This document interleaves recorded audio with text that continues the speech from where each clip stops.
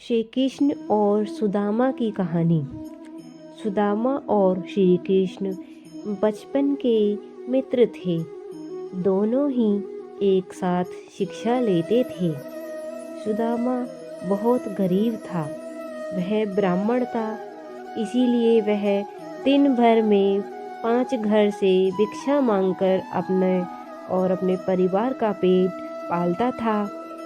उसे जितना मिलता था उसी से गुजारा करता था, परंतु मिलने वाली भिक्षा से उसके लिए पर्याप्त नहीं थी।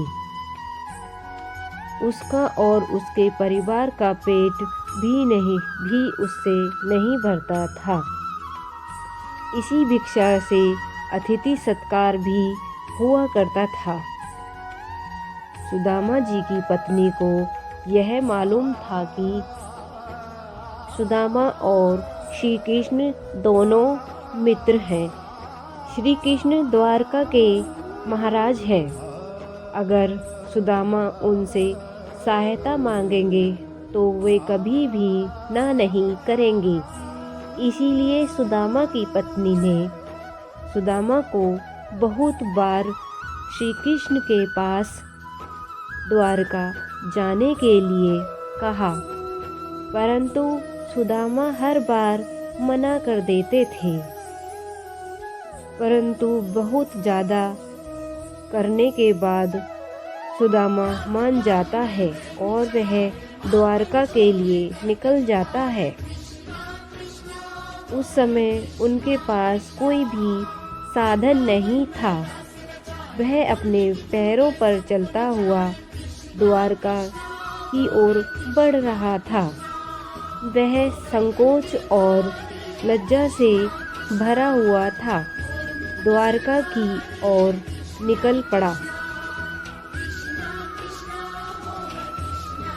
काफ़ी देर चलने के बाद उसे रास्ते में बैलगाड़ी मिलती है, जिस पर व्यापार के लिए खूब सारा माल लदा हुआ था।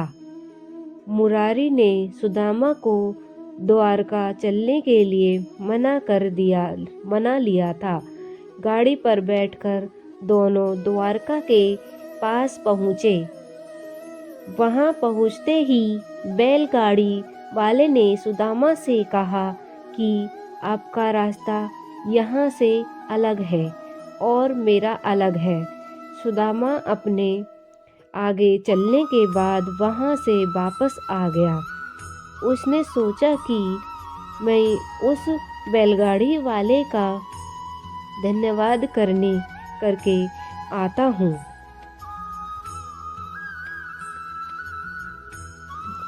सुदामा मंदिर के पीछे उसका धन्यवाद करने के लिए वहाँ गया तो वहाँ पर कोई बैलगाड़ी नहीं थी और न ही कोई मुरारी था।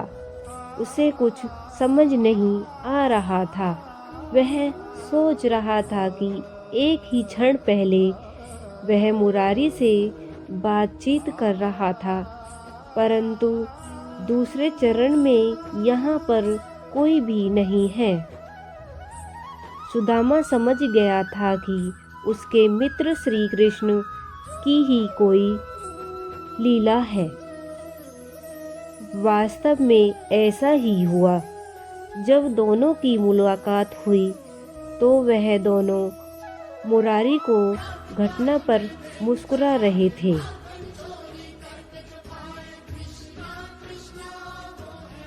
इस प्रकार है सुदामा की और श्री कृष्ण की कहानी।